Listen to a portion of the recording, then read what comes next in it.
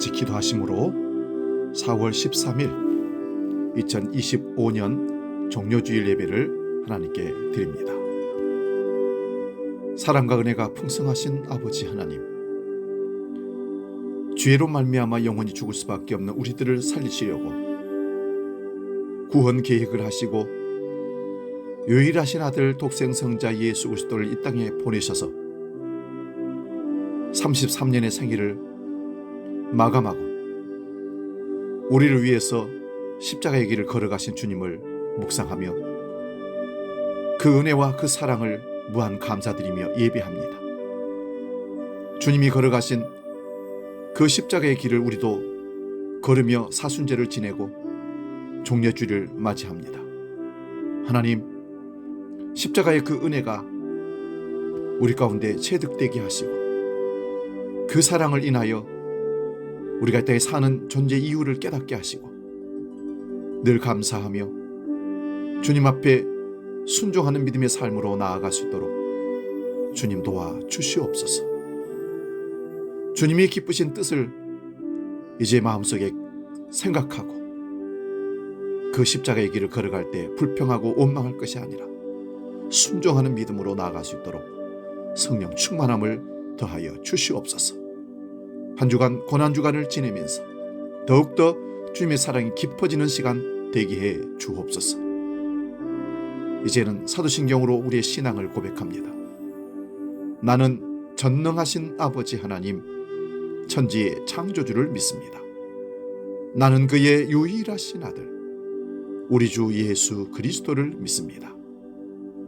그는 성령으로 잉태되어 동정녀 마리아에게서 나시고 본디오 빌라도에게 고난을 받아 십자가에 못 박혀 죽으시고 장사된 지 사흘 만에 죽은 자 가운데서 다시 살아나셨으며 하늘에 오르시어 전능하신 아버지 하나님 우편에 앉아 계시다가 거기로부터 살아있는 자와 죽은 자를 심판하러 오십니다. 나는 성령을 믿으며 거룩한 공교회와 성도의 교제와 죄를 용서받는 것과 몸의 부활과 영생을 믿습니다. 아멘. 찬송가 248장 언약의 주 하나님, 함께 찬송합니다.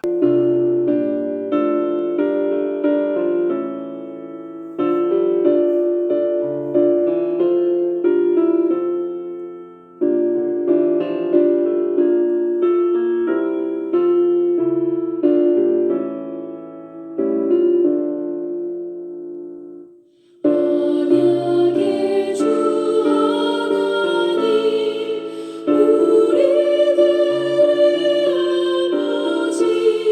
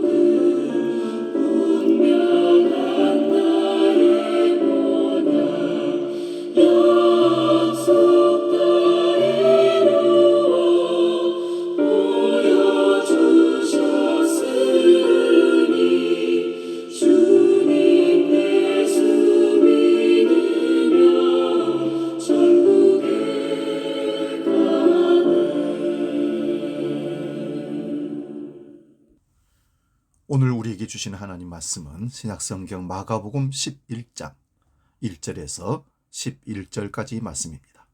신약성경 73면에 있습니다. 마가복음 11장 1절에서 11절 봉독할 때 살아계신 주님의 음성을 들을 수 있기 바랍니다. 지금 봉독합니다. 그들이 예루살렘에 가까이 와서 감람산 벳바게와 베다니에 이르렀을 때에 예수께서 제자 중 둘을 보내시며 이르시되 너희는 맞은편 마을로 가라. 그리로 들어가면 곧 아직 아무도 타보지 않은 나귀 새끼가 매여 있는 것을 보리니 풀어 끌고 오라. 만일 누가 너희에게 왜 이렇게 하느냐고 묻거든 주가 쓰시겠다 하라. 그리하면 즉시 이리로 보내리라 하시니 제자들이 가서 본즉 나귀 새끼가 문 앞 거리에 매여 있는지라. 그것을 푸니 거기 서 있는 사람 중 어떤 이들이 이르되 나귀 새끼를 풀어 무엇 하려느냐 하며 제자들이 예수께서 이르신 대로 말한데 이에 허락하는지라. 나귀 새끼를 예수께로 끌고 와서 자기들의 겉옷을 그 위에 얹어 놓음에 예수께서 타시니 많은 사람들은 자기들의 겉옷을 또 다른 이들은 들에서 벤 나뭇가지를 길에 펴며 앞에서 가고 뒤에서 따르는 자들이 소리 지르되 호산나 찬송하리로다. 주의 이름으로 오시는 이여 찬송하리로다. 오는 우리 조상 다윗의 나라여 가장 높은 곳에서 호산나 하더라. 예수께서 예루살렘에 이르러 성전에 들어가사 모든 것을 둘러보시고 때가 이미 저물매 12 제자를 데리시고 베다니에 나가시니라. 아멘. 오늘 봉독한 말씀으로 언약을 이루시는 겸손의 왕, 이런 제목으로 말씀을 상고하면서 은혜를 나눕니다. 예수님은 나사렛에서 자라셨고 공생의 3년의 시간은 대부분은 갈릴리에서 보내셨습니다. 예수님의 예루살렘 방문은 12살 때 부모님과 함께 절기를 지키러 갔던 장면 외에는 없습니다. 그런데 복음서에는 십자가를 지시기 위해 예수님이 예루살렘에 입성하신 이후 최후의 일주일을 매우 상세하게 기록하고 있습니다. 공생애를 통해서 3년 동안 많은 일이 있었지만 그 모든 사건의 중심이 어디에 있는지를 보여주는 것이 예루살렘 입성 이후 최후의 일주일의 행적입니다. 그것은 예수님이 이 땅에 오신 이유가 십자가를 지시기 위해 오셨고 공생애에 행하신 모든 표적과 가르침은 십자가에서 이루시는 것을 보여주고 깨닫게 하시는 사역이라는 것을 보여줍니다. 복음서가 예루살렘 입성 이후 일어나는 사건을 상세하게 기록하고 있어서 마치 예수님이 예루살렘에서 많은 시간을 보낸 것처럼 오해할 수 있지만 아닙니다. 3년과 일주일을 비교해 보면 그 일주일이 얼마나 중요했는지를 강조하는 것입니다. 벳바게와 베다니는 예루살렘에 오는 사람들을 모두 수용할 수 없어서 생긴 마을이라고 합니다. 숙박과 물을 제공하는 마을들이 여러 곳에 있었는데 대표적인 곳이 벳바게와 베다니라고 합니다. 여기서부터 예수님이 예루살렘으로 들어가시는 과정에서 일어난 사건입니다. 그래서 종려주일이라고 불리는 교회로부터 고난주간이 시작이 됩니다. 그런데 본문에 나타난 예수님의 모습이 공생애를 사하시며 보여주셨던 것과 사뭇 다르게 나타납니다. 공생애를 사하실 때 예수님이 많은 표적과 기사를 행하셨지만 제자들에게는 늘 다른 사람에게는 알리지 말라고 당부하셨습니다. 마가복음 7장을 보면 듣지도 못하고 말하지도 못하는 사람을 고쳐주신 이후에 이 일을 아무에게도 말하지 말라라고 명하셨습니다. 마태복음에서는 자신에 대한 소문을 내지 말라고 하셨습니다. 변화산 사건 이후에도 제자들에게 너희들이 본 것을 아무에게도 말하지 말라라고 하셨고 요한복음에서는 여러 번 내 때가 이르지 않았다는 표현으로 철저하게 자신을 숨기시고 대중에게 주목받는 것을 원하지 않으셨습니다. 사람들이 예수님을 따라오면 산으로 숨으시거나 배를 타고 갈릴리 호수 건너편으로 가시는 등 줄곧 수많은 사람이 예수님에게 다가오는 것을 그렇게 달가워하지 않으셨습니다. 군중들이 예수님을 왕으로 삼으려고 할 때는 도망가셨던 것입니다. 그런데 예루살렘에 입성하실 때는 도리어 자신을 드러내는 장면이 나옵니다. 지금까지는 자신이 알려지는 것을 경고하시고 막으셨던 예수님이 예루살렘에 입성하실 때는 자신을 드러내는 일을 스스로 행하셨고 예루살렘에 입성하시는 모습을 예수님이 직접 연출하신 이유는 예수님이 구약에 예언된 메시아임을 사람들에게 나타내실 때가 되었기 때문입니다. 구원의 언약을 이루시는 메시아로서 예수님이 나타나실 때 나귀를 타고 예루살렘에 입성하는 모습을 스스로 기획하시고 연출하셨습니다. 오늘 본문의 절반 이상이 예수님이 2명의 제자에게 나귀를 가져오도록 심부름시키는 내용입니다. 나귀를 끌고 오는 일이 중요한 사건이 아니라면 이렇게 자세하게 기록할 이유가 없습니다. 이 사건의 가장 강력한 조연은 나귀 새끼입니다. 나귀를 택하신 의미가 아주 중요합니다. 예수님은 공생의 기간 동안 배를 타고 호수를 건너는 것을 제외하고는 어디든지 걸어 다니셨습니다. 그런데 예수님이 예루살렘에 들어가실 때는 나귀를 타셔야만 하는 이유가 있습니다. 그들이 예루살렘에 가까이 와서 감난산 근처 벳바게와 베다니에 이르렀을 때 예수께서 제자 2명을 보내시며 이렇게 말씀하십니다. 1절에서 3절 말씀입니다. 그들이 예루살렘에 가까이 와서 감남산 벳바게와 베다니에 이르렀을 때에 예수께서 제자 중 2를 보내시며 이르시되 너희는 맞은편 마을로 가라. 그리로 들어가면 곧 아직 아무도 타보지 않은 나귀 새끼가 매여 있는 것을 보리니 풀어 끌고 오라. 만일 누가 너희에게 왜 이렇게 하느냐 묻거든 주가 쓰시겠다 하라. 그리하면 즉시 이리로 보내시리라 하시니라. 2명의 제자들에게 누군가의 소유인 나귀를 가져오되 주인의 동의를 구하고 빌려오라고 말씀하셨습니다. 어느 장소에 가면 나귀가 있을 것이고 어떤 문제가 있을 것이고 어떻게 대응해야 할지를 상세하게 알려주셨습니다. 여러분, 예수님은 하늘과 땅 모든 것의 주인이십니다. 그래서 나귀의 주인이 되기도 하십니다. 예수님이 나귀가 필요하시니 쓰시겠다고 할 수도 있는데 그렇게 하지 않으셨을까요? 또한 그리하면 즉시 이리로 보내리라 하시니라. 쓰고 제자리에 갖다 놓겠다 하신 말씀이 눈에 띕니다. 예수님은 모든 것의 주인으로서 당연한 권리를 주장할 수 있는데도 나귀를 빌리고 제자리에 갖다 놓겠다고 하셨습니다. 예수님은 평생 빌려서 사셨습니다. 빌린 셋집에서 사셨고 빌린 배를 타셨고 빌린 다락방에서 유월절 식사를 하셨고 심지어는 빌린 무덤에 장사되셨습니다. 그리고 빌린 나귀를 타셨습니다. 예수님이 빌린 것을 돌려놓으시는 분이라면 우리도 빌린 것을 확실하게 갚아야 한다는 생각도 해봅니다. 예수님이 제자들에게 나귀를 갖고 오게 하신 근본적인 이유는 구약의 메시아에 대한 예언 때문입니다. 스가랴서 9장 9절입니다. 시온에 따라 크게 기뻐할지어다.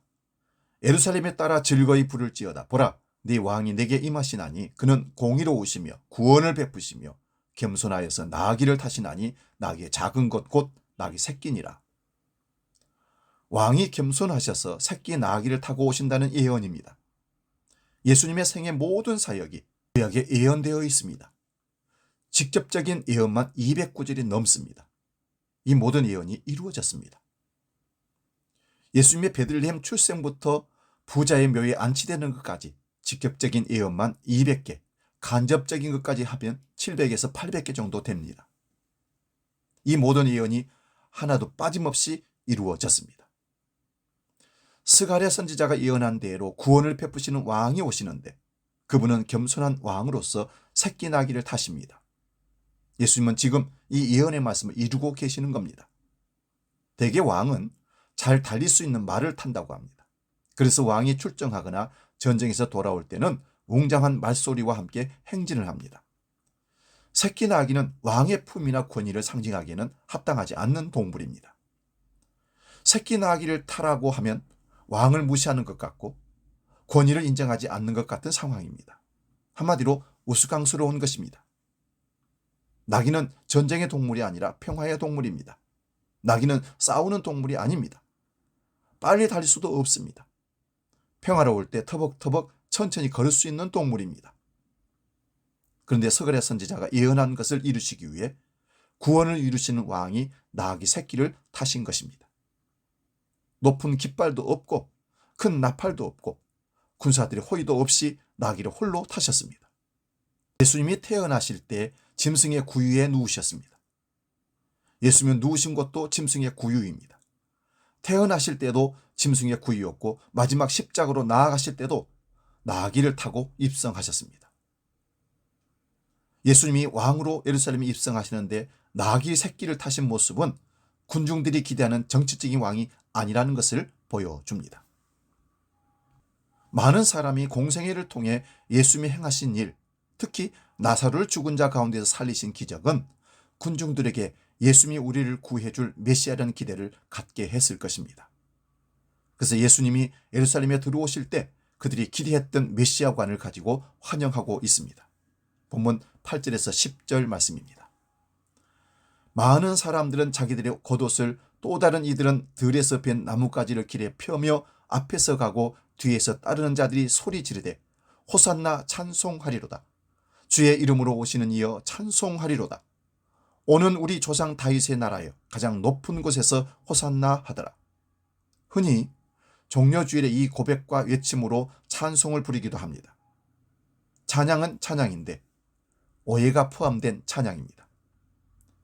예수님을 왕으로 모시고 환영하는 외침이지만 군중들의 의도와 예수님의 진정한 의도가 다릅니다. 그들은 길 위에 겉옷을 깔아드리고 어떤 사람은 나뭇가지를 꺾어와서 길에 깔고 호산나 주님을 환영하며 외쳤지만 그들이 지금 외치는 구원해 달라는 노래는 영적인 구원, 죄로부터 사탄의 죽음의 권세로부터 구원하시는 예수님의 구원이 결코 아닙니다. 정치적인 구원, 즉 로마로부터의 구원을 의미하는 것입니다. 호산나라는 단어는 지금 우리를 구원하소서라는 뜻입니다. 이것은 하나님에 대한 간구의 단어입니다. 호산나라는 단어가 정치적이라는 말이 아닙니다. 하지만 유대인들은 그렇게 사용했습니다. 시편 118편 25절을 봅니다. 여호와여 구하옵나니 이제 구원하소서. 여호와여 우리가 구하옵나니 이제 형통하게 하소서. 유대인들은 시편을 자기들을 로마 제국으로부터 정치적으로 해방시켜 줄 것을 간구하는 내용으로 사용해 왔습니다. 그래서 그들은 예수님이 오실 때 겉옷을 깔았습니다. 세속적인 왕에게 하는 행동입니다. 종려나무까지를 흔드는 것도 민족주의적인 열정을 보여주는 것입니다. 종려나무를 지도자를 환영하거나 축복할 때 사용한 기원은 주전 175년 시리아의 안티오쿠스 에피파네스에 의해 예루살렘이 함락된 적이 있었습니다.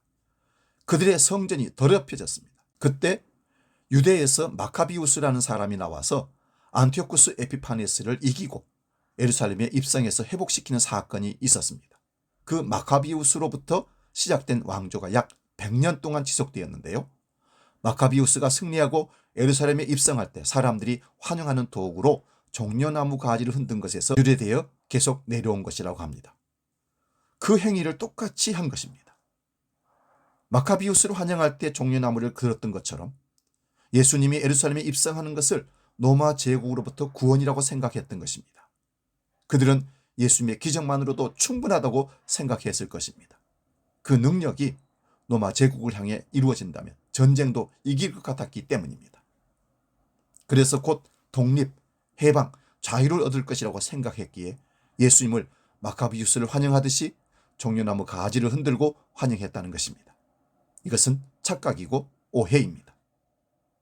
예수님은 유대인들을 로마 제국으로부터 해방시키러 오신 분이 결코 아닙니다. 궁극적으로는 하나님의 나라가 임했을 때, 유대 민족이 복음화되었을 때 그 능력으로 로마 제국에서 독립할 수는 있습니다. 복음적인 신앙의 정체성을 지키면서 나라와 민족을 위해 올바르게 저항할 수 있다는 것, 신앙을 이념화에 넘기지 않았다는 것이 매우 중요합니다. 그런데 유대인들은 신앙을 이념화에 넘겨버렸습니다. 시편의 어느 구절을 읽어도 시편 기자가 그런 의미로 쓰지 않았는데 그들은 모든 것을 로마 제국으로부터 벗어나게 한다고 인용했습니다.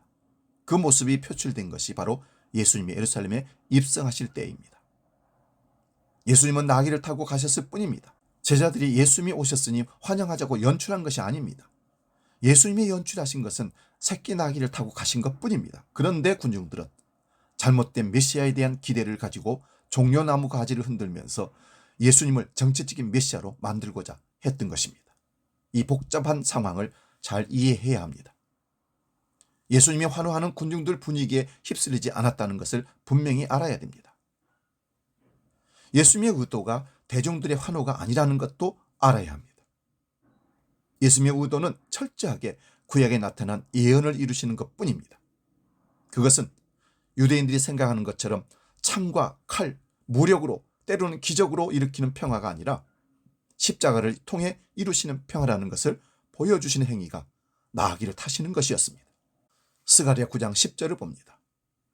내가 에브라임의 병거와 예루살렘의 말을 끊겠고 전쟁하는 활도 끊으리니 그가 이방 사람에게 화평을 전할 것이요 그의 통치는 바다에서 바다까지 이루고 유브라데 강에서 땅끝까지 이르리라. 세상의 통치들은 무력이 통치의 기본이기에 전차와 말, 활이 있어야 합니다.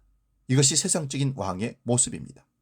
그런데 이 모든 것이 없어도 이 땅을 다스리는 왕이 있습니다. 무력과 힘과 권력이 아닌 것으로 다스린 나라입니다.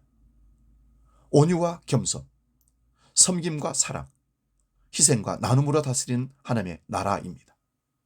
십자가를 통해 이루시는 평화가 바로 그것입니다. 지금 예루살렘에서는 예수님을 죽이려고 시기와 미움이 가득한 대적들이 음모를 짜고 있었습니다. 예수님이 그것을 모르실 리가 없습니다. 나귀를 타고 입성하고 수많은 사람들이 몰려들면서 예수님의 정체가 확실하게 드러났습니다. 대적들이 예루살렘에만 있어서 예수님에 대한 소문을 들었지만 직접 눈으로 보지 못했던 이들도 많았을 것입니다. 요즘처럼 인터넷이나 스마트폰이 없었기 때문에 직접 가서 보지 않았으면 몰랐습니다. 예수님의 대적자들에게 가룟 유다가 필요한 것도 누가 예수님인지 몰랐기 때문입니다. 그리고 사람들이 없을 때 잡아야 했기 때문에 가까운 제자가 밀고 해야 했던 것입니다. 지금 예루살렘에서 예수님을 죽이려는 계획이 착착 준비되고 있을 때 예수님이 나귀를 타고 입성하시고 게다가 수많은 사람이 이런 일들을 했으니 확실한 표적이 된 것입니다. 이날은 예수님이 십자가에 달리시기 닷새 전입니다. 6월절은 그달 14일입니다. 이날은 10일입니다. 율법의 6월절 양을 취하는 날로 정해놓은 날입니다. 그러니까 닷새 전에 어느 양을 죽일지를 정해야 했습니다. 율법에 정해져 있었습니다. 그렇게 보면 이 사건 자체가 예수님이 6월절 어린 양으로 정해진 것입니다.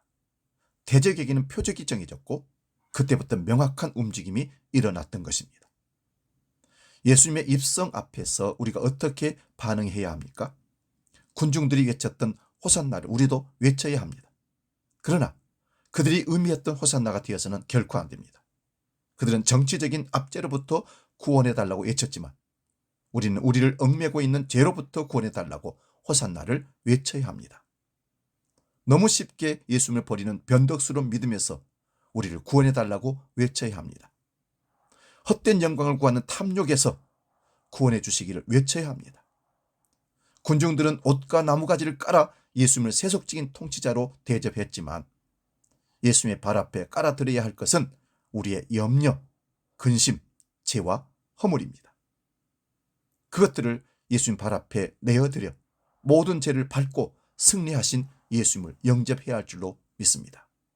사랑하는 여러분, 예수님은 구원의 언약을 이루시기 위해 이 땅에 오신 겸손한 왕입니다. 모든 영광을 받기 합당하신 그분이 이처럼 겸손한 모습으로 세상에 오심으로 하나님 나라를 보여주셨습니다. 하나님의 나라는 왕이신 그분이 가장 겸손한 나라요, 왕이신 그분이 가장 섬기는 나라요, 왕이신 분이 가장 희생하는 나라입니다. 그분의 나라에 들어가는 백성들은 그 나라를 통치하시는 분과 가까이 있기 위해 살아야 합니다. 우리는 겸손과 섬김이 일어나는 하나님 나라의 왕과 닮은 백성이 될 것입니다. 고난주간을 맞이하고 종려주를 보내며 언약을 이루시는 겸손한 왕이신 예수님을 찬양하기를 축원합니다. 이 시간 복음 찬양, 십자가 십자가 나 그 위에 죽었네, 찬양하고 기도하고 마치겠습니다.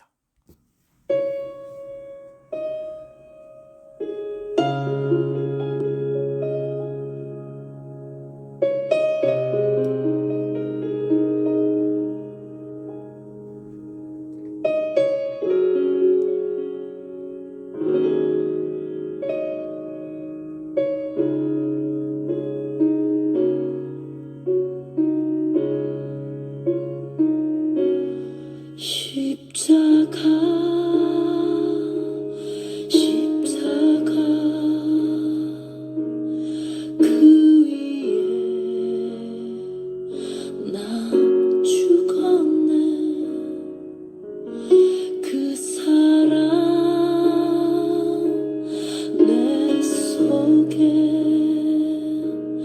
강같이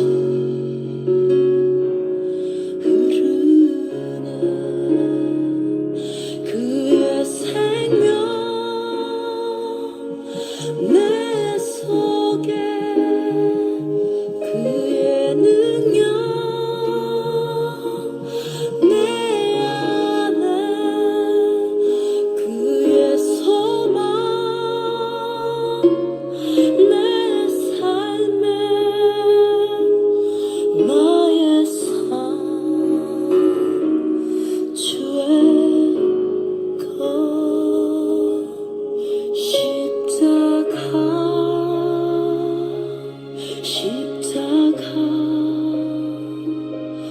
그 위에 나 죽었네.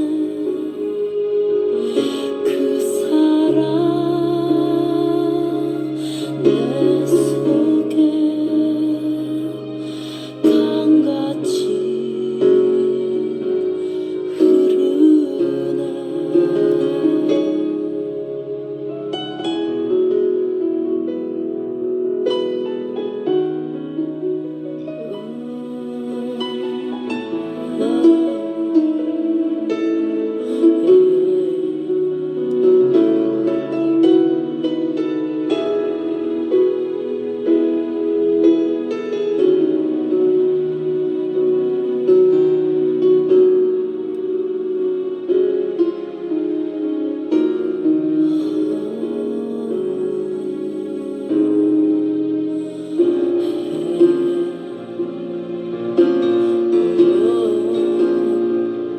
그의 생명 내 속에, 그의 능력 내 안에, 그의 소망 내 삶에, 나의 삶 주의